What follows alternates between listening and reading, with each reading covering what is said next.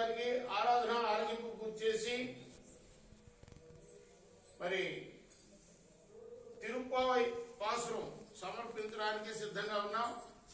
అమ్మవారు గోదాదేవి రాసిన 21వ పాసురాన్ని తిరుప్పావై గ్రంథంలోని 21వ పాసురాన్ని స్వామివారికి విన్నవించుకుందాం. ముందుగా గోదాదేవిని ఈ గ్రంథం రాసిన తిరుప్పావై గ్రంథం రాసిన గోదాదేవిని ప్రార్థన చేసుకుందాం.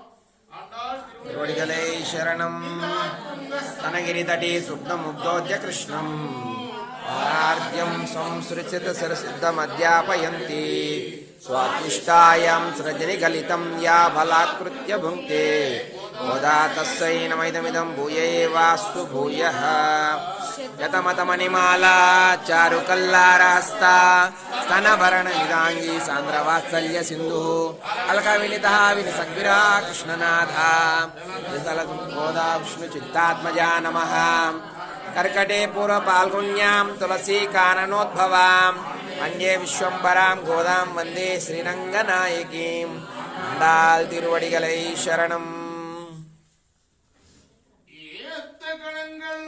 ஏத்தகளங்கள் எதிர்பொங்கி யுகலிப்பா மாத்தாதே பால் சொரியும் வள்ளல் பெரும் பசுக்கள் ஆத்தப்படைத்தான் மகனே அறிவுராய் உத்தமுடையாய் பெரியாய்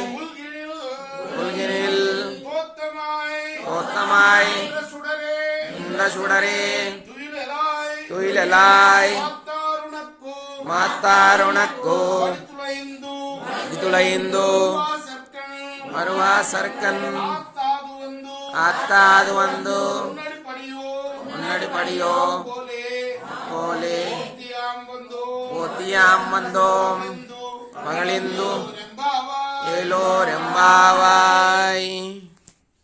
ఓ నందగోపుని కుమారుడా, అంటే ఓ కృష్ణుడా, నువ్వు ఎటువంటి వాడు అంటే పొదుగు కనుక కింద ఉంచితే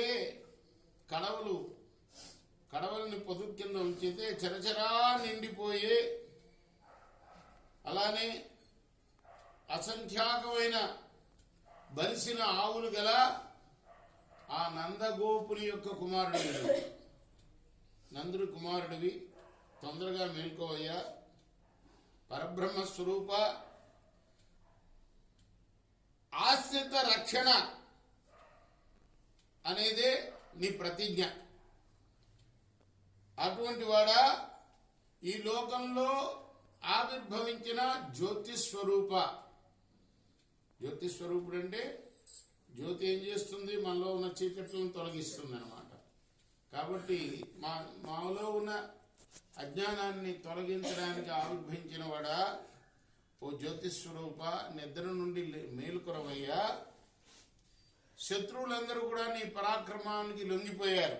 అలానే మేము కూడా నిన్ను విడిచి ఉండలేక నీ పాదములను స్తుతించి మంగళాశాసనం చేయడం కోసం వచ్చామయ్యా అని ఈ పాసురానికి అర్థం. అండాల్ తిరువడిగలై శరణం.